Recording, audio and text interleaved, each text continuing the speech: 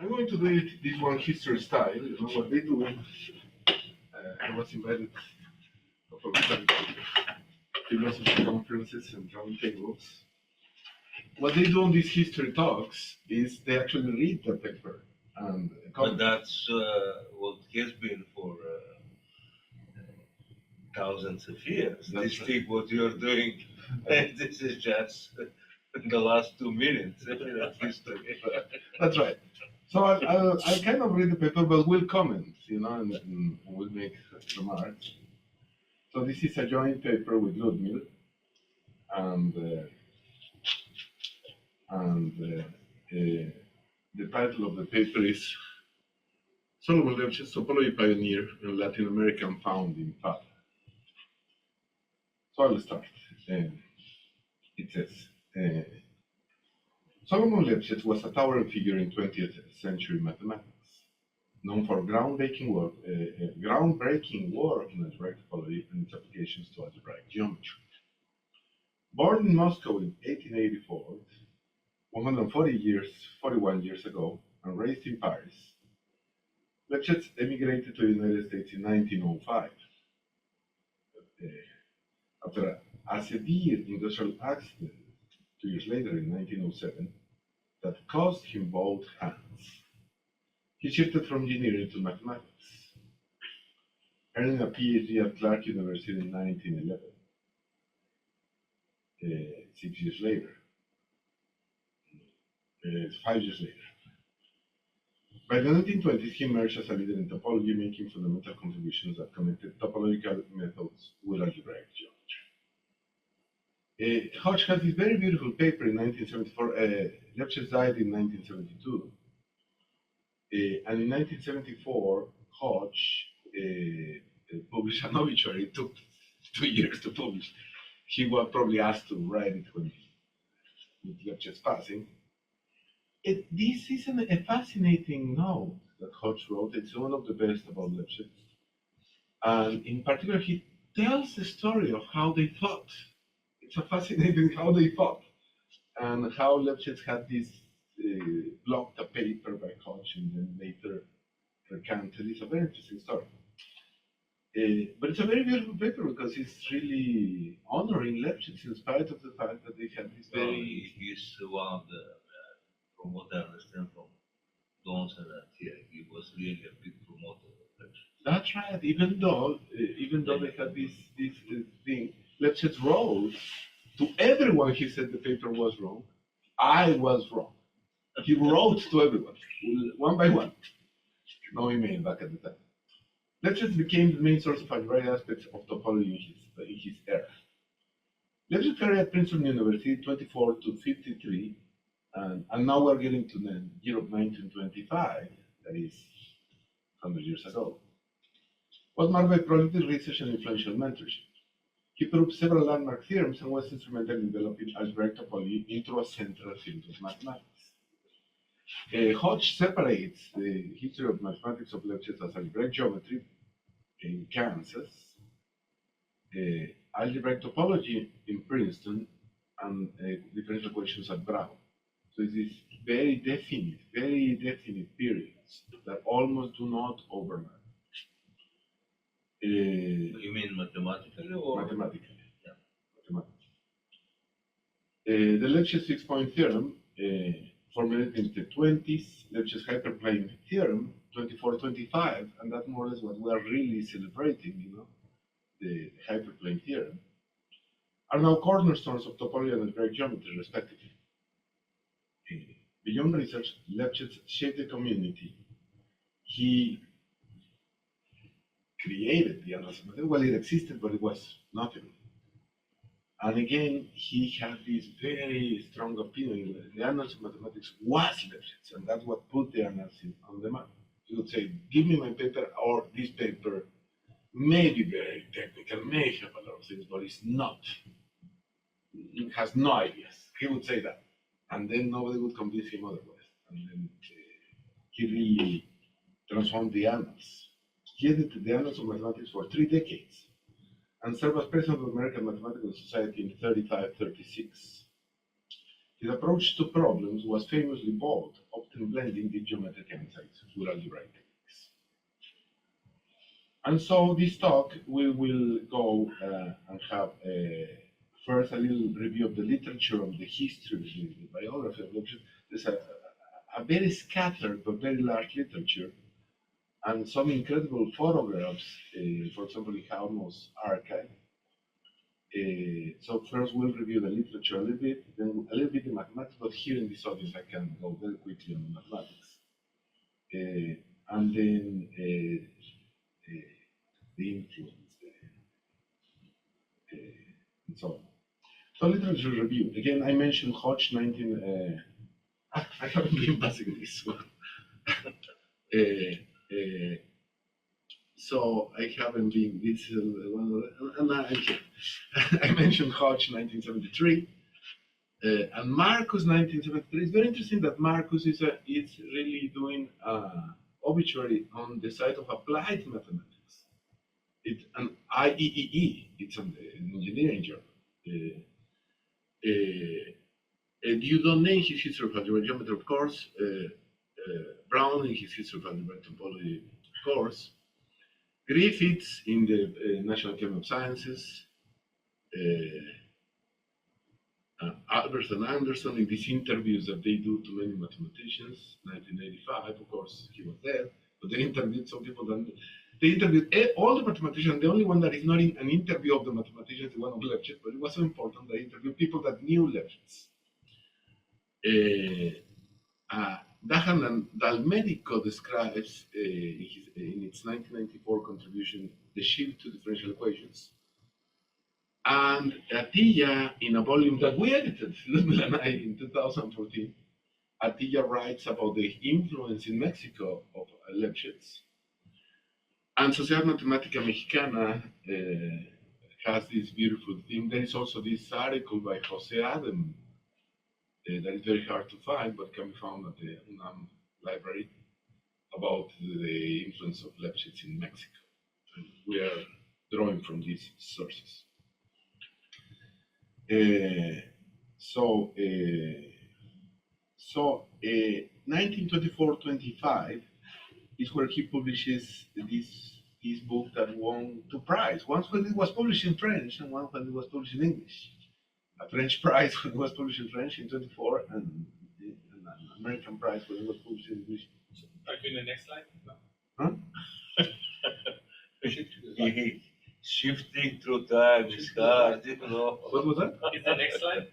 Or No, I don't yet? think so. Not This yet? is Okay, this okay. is just very schematic. Okay, that's fine. I just put very schematically. The paper is really has nice pictures and everything that we prepared. We'll probably print it for the audience at the conference. The paper. In any case, of course, there is this fixed point theorems, and Brown talks about that. Brouwer had proved this remarkable theorem, of course, on the list. And Brouwer fixed point theorem, which is wants to generalize it.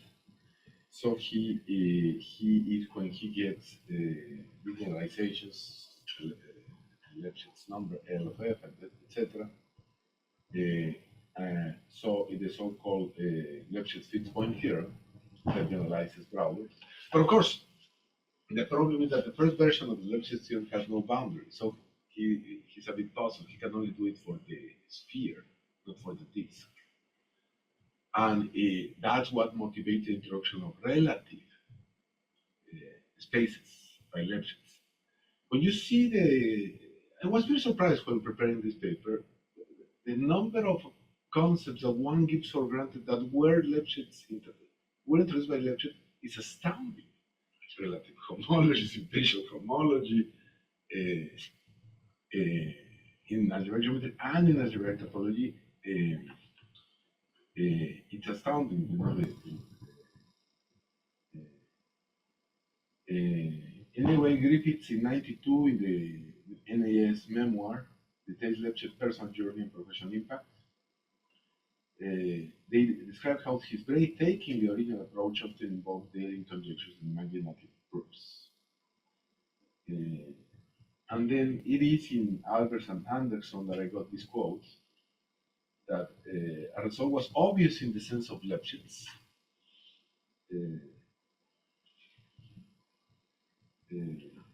If it was false, but you could not see a counterexample immediately.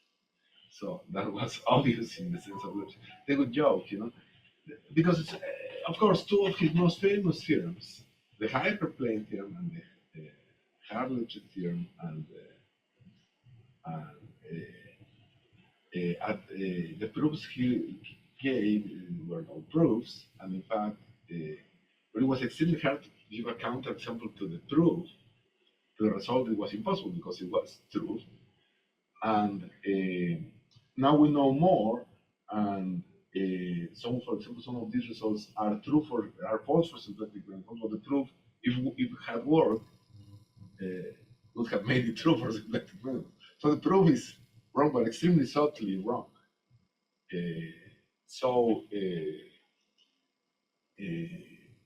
And it was in the transition from these proofs in the style of Poincaré, etc. The geometric proofs were harder to make readers. The analytic proofs, Picard, etc., were easier, but were very, very complicated, extremely complicated proofs of some of the statements, and only in low dimensions. Lefschetz's later career shift towards applied mathematics is also documented. During World War II, and afterward, he became involved in what he called nonlinear problems, not only differential equations. His work in this area culminated in the 1961 paper on Lyapunov stability with LaSalle. And, well, Dahan and Dalmedico gives a long description of this part of Lefschetz's story. And it's also quite interesting. He again, let me say, conjectured, although even that would be too strong, structural stability, and later the Brazilians could Peixoto and other people took and ran off with, you know, the male projection, higher dimensions, among that story. He was a remarkable mentor. One sees numbers like Norman Steenrod, Saunders MacLean, Jose Aden, Daniel Hitler, Alberto Berkowski. A lot of people were under Lefschetz. He famously created the Princeton School of Algebraic Topology, and therefore the American School of Algebraic Topology. And but also very clearly the Mexican School of Algebraic Topology, and extremely influential in the Brazilian school. Peixoto, the visit to Brown of Peixoto was absolutely fundamental for this to happen.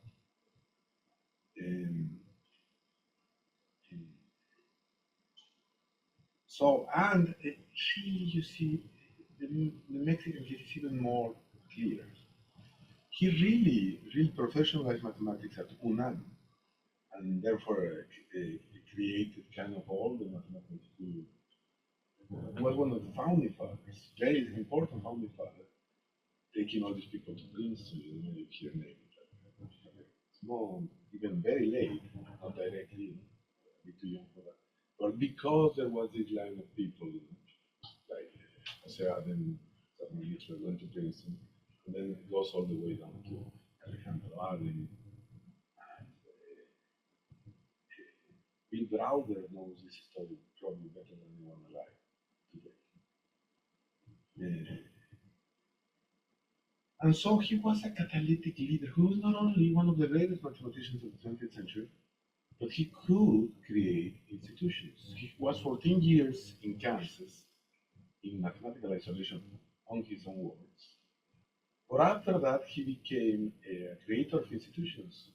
Princeton Annals of Mathematics, UNAM Mathematics School, and the Brown Mathematics School in dynamical systems and differential equations that influence directly as an impulse for the Brazilian, for IMPA, and for Jacob Pali and all these Peixoto, etc.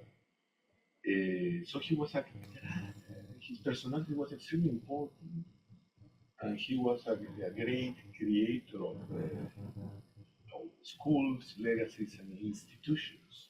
And this is not trivial. You can write papers and discover very nice results, and this is very nice and very important. But in human society, the creation of institutions and schools of thought is also extremely important. So then there is the Lefschetz fixed point theorem that in this audience I don't really have to explain very much. Here we give an elementary explanation of this with examples. But you know the theorem, given a continuous map, we define the Lefschetz number, and then if the Lefschetz number is non-zero, then it's an abstraction, of course, then it has at least one fixed point. This generalizes the proper fixed point theorem in the relative setting. The original version was in the compact setting, and then it doesn't quite generalize, but then in the relative setting, he went on to. It's so obscure. Once you have it, it's obvious. You just do it like that. It's 3 lines in a book. But when you are creating the thing, it's extremely unclear that this works. This even have this act of imagination that creates a new concept and takes you there. And so here in the paper we have an example, but I'm going to skip that. Enough to say that there is extremely important generalizations and extensions, and really it goes all the way down to Grothendieck's program for the Weil conjectures. It was to prove that one of these numbers was non-zero. So it really influenced very profoundly Grothendieck through Serre. Another of Lefschetz's key contributions is the Lefschetz hyperplane theorem.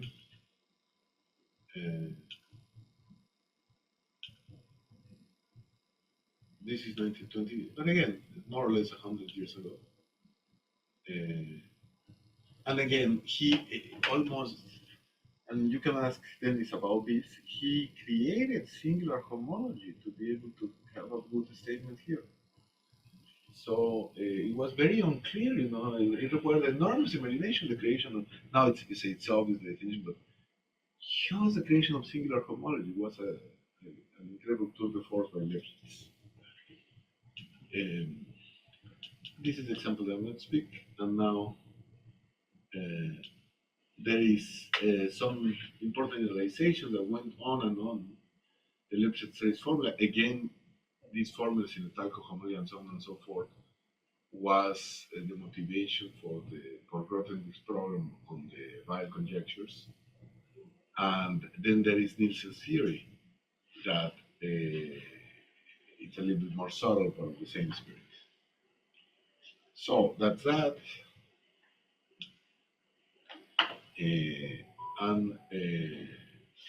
And that already goes in the direction of these dynamical systems that again were in many ways brought to the foreground of mathematical consciousness by Lefschetz. So now the other thing is the famous Lefschetz hyperplane theorem. Sometimes it's the only reasonable way to prove that algebraic variety is simply connected, for example.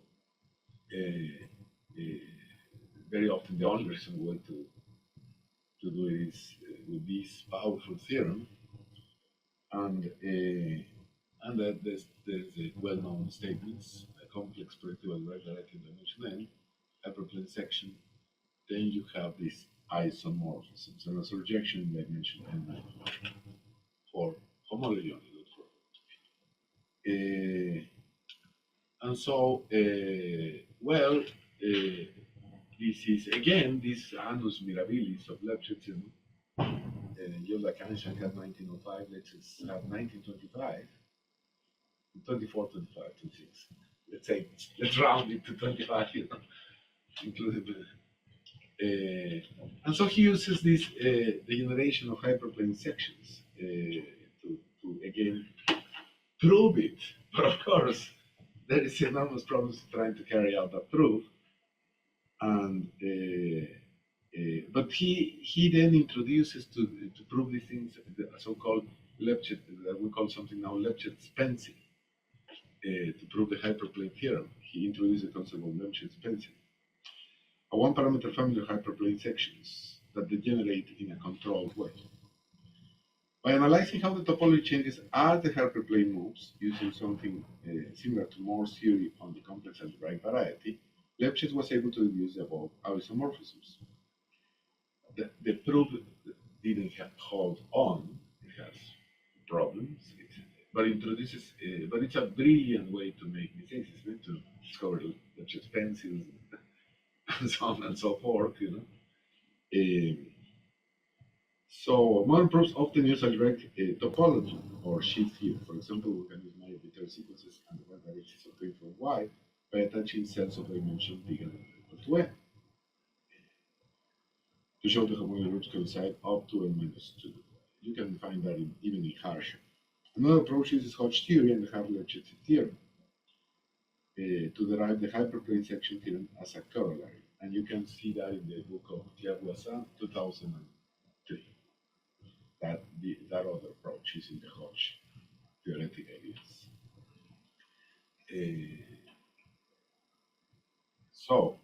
That's that. The Lefschetz hyperplane theorem has become a fundamental tool in algebraic geometry. It allows inductive proofs on the dimensional varieties and essentially the topology of projective varieties. For instance, what I said can be used to show that a projective variety has a trivial fundamental group.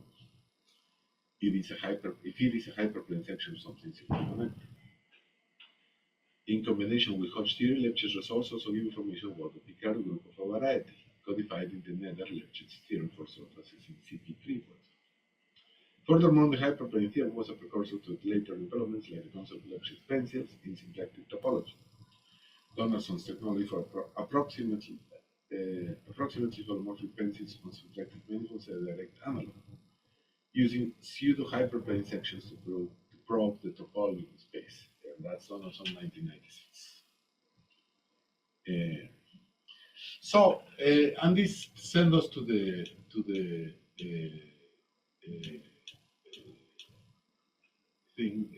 so-called Lefschetz vibrations. A Lefschetz vibration is a surjective map from a compact oriented smooth manifold, for manifold to a two-dimensional manifold, often S2 or a disk, such that F is a submersion everywhere except at finitely many critical points, each of which is non-degenerate of complex type. In local coordinates, it would look like C1 squared plus C2 squared. So the critical point is Morse of index 2, a complex saddle. This is Lefschetz 1995. Again, our annus mirabilis.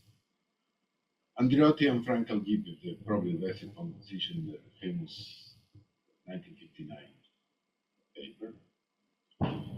Equivalently, singular fiber contains a simple vanishing cycle, a simply connected loop, a simply closed loop in the smooth fiber that collapses to a point in the singular fiber. All other fibers are smooth, compact oriented surfaces. If B has a boundary, one often requires F inverse of the boundary to be a trivial boundary. In the symplectic context that was completely unknown at the time of 1925, Lefschetz vibration means that a X carries a symplectic form, making each smooth fiber symplectic and such that near each critical point can be expressed in complex coordinates, with respect to some omega tail almost complex structure. Donaldson 96. In particular, holomorphic maps of complex surfaces, Kähler-Lefschetz vibrations, are a subclass of symplectic Lefschetz vibrations. A Lefschetz pencil is a closely related notion as a Lefschetz vibration, except E is equal to S2, and it is undefined at a finite set of base points. Blowing up those base points converts a pencil into a vibration as Gomf and Stipsix, proved in 1999. And so, but the interesting thing is, again, the story that we describe a little bit in this paper of how this came about and how the Picard-Lefschetz theory came about. In any case, there is the famous Picard-Lefschetz monodromy formula that we would describe in modern terms in terms of then twists. And Lefschetz fibrations have become a central tool in understanding smooth form manifolds. Let me just say that any Lefschetz fibration determines a factorization with monodromy around its critical values of a product length twist in the mapping class group of a genus G surface. Long is tip 6. This monodromy viewpoint encodes the form manifold algebraic class awarding them twists by varying the order and types of vanishing cycles. One can produce families of form manifolds, many invariants. Even 7 with invariance signature can be studied via this monodromy data. For example, certain factorizations yield homomorphic but non-diffeomorphic form manifolds, giving insight into exotic smooth structures. There are also constraints, and then there, and here we more or less describe mostly the work of Donaldson and Gaunt and Step 6. That is in the late 90s. There is applications in mirror symmetry and Fukaya categories, and here I should shut up my mouth and let me speak. But there is this very famous paper by Auro, Katsarkov, and Orlov, where they use this concept let me just say, I described it a little bit more in detail in the paper, but let me just say that they categorify the story. Huh? Yeah. They categorify the story. And this is this very famous paper by them, 2006, I believe. And then there is IDLE 2008 that builds on top of that. Then we describe some open questions. We describe a little bit the work of Inan by Kur, 2008, that generalizes Donaldson's result that was already quite striking. And so this opens many questions. What we want to say here is that the subject of Lefschetz that started in these geometric considerations in the 1925 book is very much alive. There is a lot of questions and a lot of things to do in the field of Lefschetz fibrations. Now there is the impact on Latin American mathematics, and let me read that part in more detail. Solomon Lefschetz played a pivotal role in the development of modern mathematics in Latin America, especially in Mexico and Brazil. In the aftermath of World War II, travel to Europe had become complicated, so Lefschetz turned his attention to the Americas. He first visited Mexico in 44-45 and was captivated by the potential for developing mathematics there. Over the next 2 decades, Lefschetz spent every summer and many winters after retirement in Mexico City, working as a visiting professor at the National Autonomous University of Mexico, UNAM. His influence in Mexico was profound. He helped build a research group in algebraic topology and algebraic geometry from the ground up. And the mathematics department at CINVESTAV was founded by this group. One of Lefschetz's strategies was to identify talented young mathematicians and mentor them. Notably, he encouraged several students to pursue PhD studies under his guidance at Princeton, and also Norman Sim. Sociedad Matemática Mexicana in 2004 recorded that José Adem, known for the Adem relations in topology, and Samuel Littler, a notable topologist, were among those who went to Princeton in the 1950s to study with Lefschetz and Sim, later returning to Mexico to establish research centers. This brain circulation helped transplant Princeton's strong topology tradition to Mexico. Lefschetz also collaborated with researchers like Carlos Graev and Fernando Alba on differential equations during his stays, thus broadening the scope beyond topology. This is described by José Adem in his 1976 contribution. In 1956-57, under Lefschetz's initiative, 2 major international symposia were held in Mexico, one on algebraic topology and another on differential equations. And we have the famous photographs over there. These were among the first conferences of their kind in Latin America and put Mexican mathematics on the world map. This is the famous 56-57. Historically, Lefschetz's contributions coincided with the institutional growth of Mexican science. The Institute of Mathematics at UNAM, founded in 1942, greatly benefited from Lefschetz's regular visits. By the 1960s, Mexico had a flourishing school of topology, as noted by O'Connor and Robertson in the 2017 historical paper. And this can be traced in large part to Lefschetz's mentorship and networking. In recognition for his contributions, the Mexican government, the Mexican president himself, awarded Lefschetz the Order of the Aztec Eagle in 1964. And here Alberto has to tell you the story. Lefschetz spoke perfect Spanish, and he wrote many papers in Spanish, as you can see in the bibliography of our contribution. But in this occasion, he mixed up eagle for another bird, and the outcome was very funny. So you have to ask Alberto. So which president was this? I don't remember. Alberto knows this very well. I It was don't know. 64? Mm-hmm. Yeah, what was that?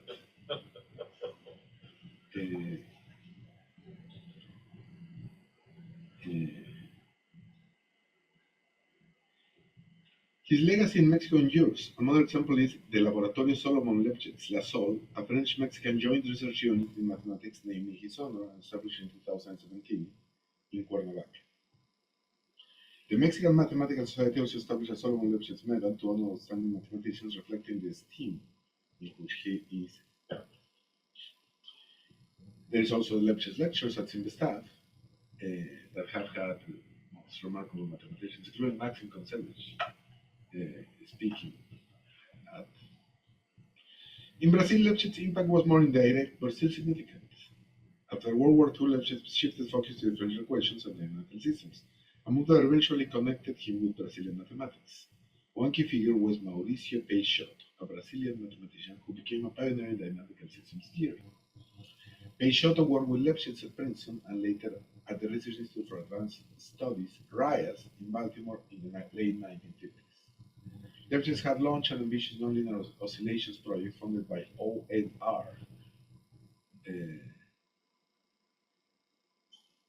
to import ideas from the Soviet School of Dynamical Systems and Dronov and Pontryagin. He brought Peixoto into his project, exposing him to the concept of structural stability, the property of dynamical system where small perturbations do not change its qualitative behavior. In 1959, Lefschetz organized an international symposium on ODEs in Mexico, where Peixoto led a roundtable on structural stability, marking one of the first times this concept was discussed in the West. And then Brazilians really took off. Peixoto went on to prove the Peixoto theorem 1962, characterizing structurally stable flows on two manifolds, a foundational result in dynamical systems. In his historical analysis, Roque argues that Lefschetz was a crucial mentor for Peixoto, helping bridge the Brazilian school with international mathematics. Not officially a mentor, but very influential. The research group that Lefschetz assembled at RIAS, which moved to Brown in 1964 as the Lefschetz Center for Dynamical Systems, where Alberto Bertorque studied as the last student of Solomon Lefschetz, included other Latin Americans, and became a world-leading center for nonlinear dynamics. Many of these researchers later returned to Latin America and maintained collaborations, thereby elevating the level of research. For instance, Jacob Palli, another Brazilian mathematician, IMPA, were influenced by the work of Lefschetz's group, as documented in IMPA's 50-year historical accounts. See the Handal Medico and Rocky, 94 and 16. The Handal Medico, 94, emphasizes that Lefschetz exemplified the post-war shift of mathematics power to the United States and that he actively fostered North-South collaborations. So he really is also someone that was very early on what we're trying to do at IMSA, 100 years after these papers. In summary, through his extensive visits and collaborative projects, Lefschetz left an indelible mark on Latin American mathematics. He effectively jump-started algebraic topology research in Mexico and significantly bolstered the nascent field of dynamical systems in Brazil. His legacy lives on in institutions like UNAM's Math Institute and the Lefschetz Center at Brown, and the work of many mathematicians he mentored.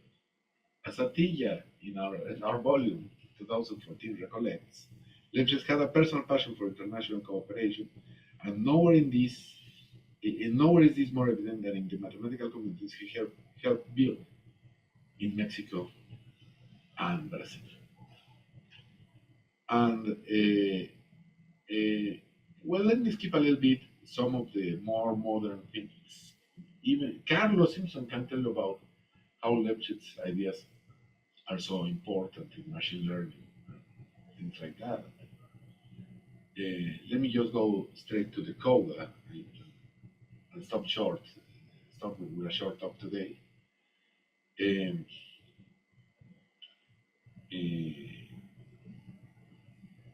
Solomon Lefschetz's life and work exemplify the powerful interplay between abstract mathematics and community building. On the one hand, he solved deep theoretical problems, forging links between topology and algebraic geometry that paved the way for much of modern mathematics. On the other hand, he was a passionate mentor and institution builder whose effort transformed the mathematical landscape in the Americas. From Princeton to Mexico City to Rio de Janeiro, Lefschetz had a trail of inspiring students and thriving research groups. In this paper, we reviewed Lefschetz's key mathematical contributions, highlighting how these results have become foundational in their respective domains. We also explored his instrumental role in fostering mathematics in Latin America, noting that the schools of algebraic topology in Mexico and dynamical systems in Brazil owe much to his vision and guidance. The historical context we provided shows that Lefschetz was not working in isolation. He was a product of an era when mathematics was becoming increasingly global, and he actively furthered that globalization by spreading knowledge and collaboration across borders. Lefschetz's legacy continues to inspire. In algebraic geometry problems at the frontier, such as aspects of the Hodge conjecture or the topology of model spaces, syndrome Lefschetz type techniques. Read the Hodge contribution to see how the Hodge conjecture was really inspired by Lefschetz. In topology and dynamical systems, ideas of fixed points and structural stability remain central. Emerging areas like topological data analysis can be traced back to algebraic topology concepts that Lefschetz had developed. Moreover, the international collaboration in mathematics that Lefschetz champion is now standard. One could say, and let's hope it remains standard. One could say he was ahead of his time in recognizing the importance of building a global mathematical community. We invite future research will open new facets of Lefschetz's work. His unpublished lectures and correspondence will probably reveal additional insights into his thinking. The most fitting tribute is the ongoing use of his theorems. Every time a mathematician invokes one of Lefschetz's properties or theorems, whether to guarantee a fixed point or to cut a complex medical into simpler pieces, Solomon Lefschetz's influence is at work. In this sense, his contributions are immortalized in the fabric of modern mathematics, continuing to guide and enable new discoveries. Thank you very much. I didn't do this.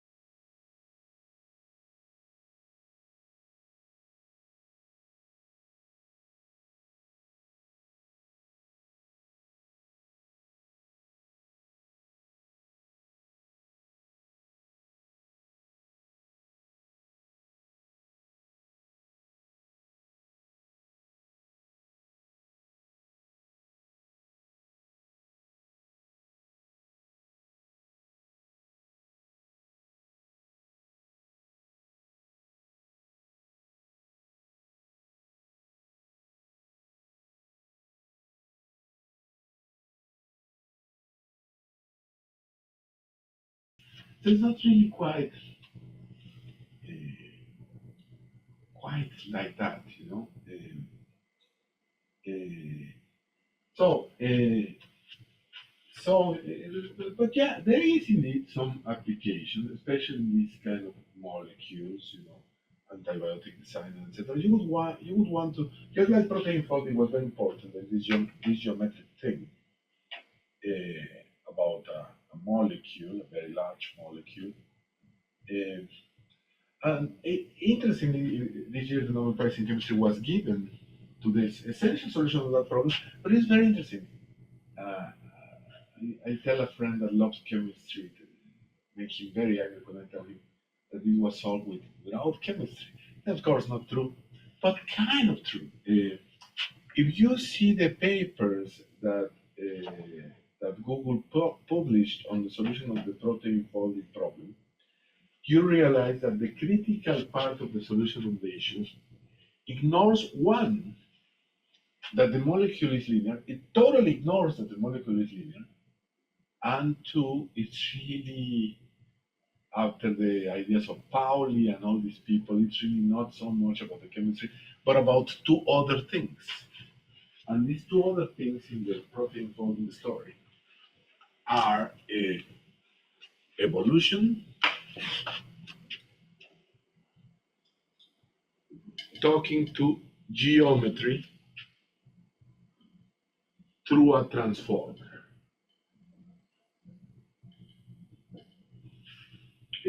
So a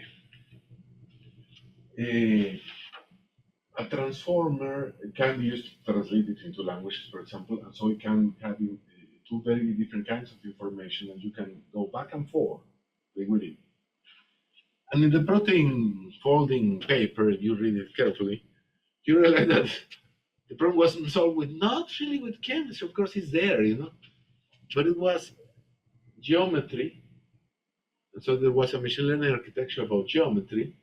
There was this other machine learning architecture about evolution. So the thing is that the proteins come from living beings, and so you can take the clue, you can assume in a certain sense that the molecules evolved. That is not just what is chemically possible, but what evolved. And so you use this Darwinian evolution, you use geometry, you made them talk to each other through a transformer, and that's how this Nobel Prize came about, this remarkable achievement. And why is it so remarkable, and why so puzzling to a computer science, classical computer scientist or chemist or mathematician? Because you can prove that you just write the Hamiltonian for the molecule, the problem cannot be solved in polynomial time. It's NP hard, the problem. And so there is no hope of solving it in finite time, yet it has been solved. How did we solve a problem that cannot be solved and effectively solve it? Well, because we use emergent phenomena. Phenomena, it's a pure mathematician would say we add predicates to our language that were not there. And when we added these undecidable predicates, because I added in this undecidable language at the level of just the Hamiltonian, then I could do it, and then this is a statistical approach, of course. So this is a very famous story, the protein folding story. It is a fascinating story. We can talk more about it if you want. And the concept of transformer, it's a very interesting concept. We'll come back in this talk later on. Very good. By the way, just like you would want a protein to understand the geometry of the protein, but you don't want some very large molecules to understand the knotedness and this kind of thing. And to distinguish molecules that have different knotedness properties. And so that's that. And already the knot is extremely interesting. Because, again, what you want in application is not exactly what you want as a mathematician. The knot is absolutely fascinating from the point of view of molecules. You know, you still think that this molecule has more entropy than just round one. So it's really a different kind of. It's really a different. This is in a way not noted mathematically, but clearly noted for a child. If I give it this kind of thing, you know, it's a complicated one, you may want to. This is unnoted. This is not noted. Nevertheless, this is ridiculous from the point of view of applications. This is, for all practical intents and purposes, a complicated molecule. Although this is for a mathematician indistinguishable from the round circle, it's different, isn't it? And so in our project, first we analyzed how good are knot invariants, all these knot invariants, Jones polynomials, all these things. And we discovered the following. It's a beautiful story. And I'm going to mess up the attributions of some of the details. And this is another project that I didn't put at the beginning, but this is with Mila. And we discovered the following. It is very interesting.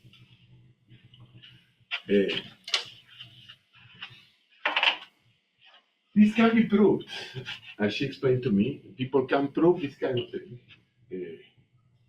And is that if I put more and more knots, I number the knots, I put more and more knots, you know, the one crossing knot, the two crossing knots, the 3, the 4, the 5, the 6, the 7.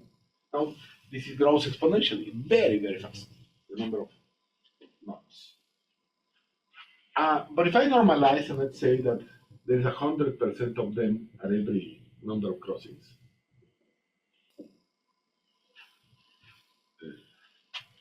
well, this is constant by definition. It's just 100% of the knots. But if you count the jump polynomial to 1, then it is like that. It is exponentially decreasing. The percentage of distinct jumps polynomials. The Alexander polynomial, of course, looks even worse.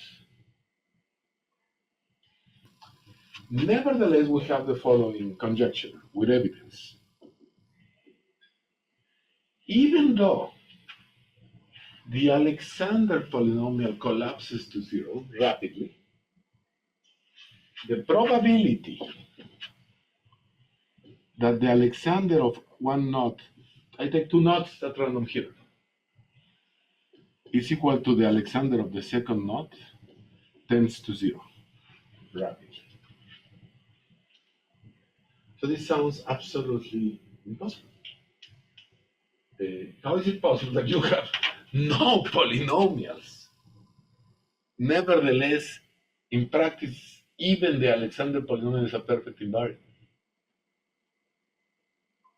So it sounds like an absolute contradiction.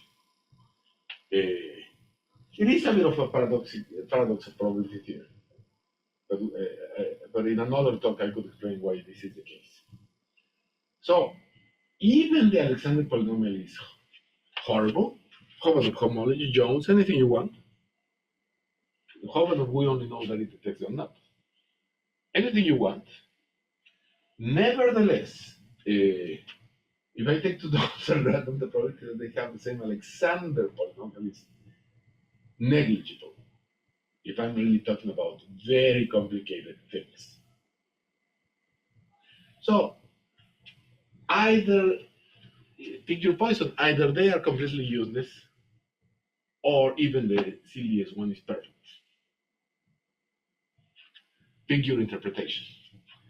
It's a very amusing situation. Okay, so we have that kind of thing. So what we really want in applications, I'll give you the when I could compute the Alexander polynomial is cheap to compute. That's the whole point of this discussion. The Alexander polynomial is cheap to compute. So you compute it and you say, oh well, the probability that this is not your math is small. Just by the Alexander polynomial. Good. But what I really want to do is to unknot the unknot, you know? I mean, to produce a path that unknots this thing, for example. And so, well, there is this result, very famous result that says, say, take the knot and take the diagram that I just pictured, the complicated one.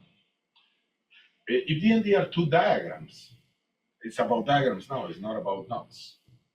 If I get two diagrams of the same knot, I know that this is a knot. And you could count the crossings in the picture. I don't know how many there were, but there were quite a few. Quite a few. 100.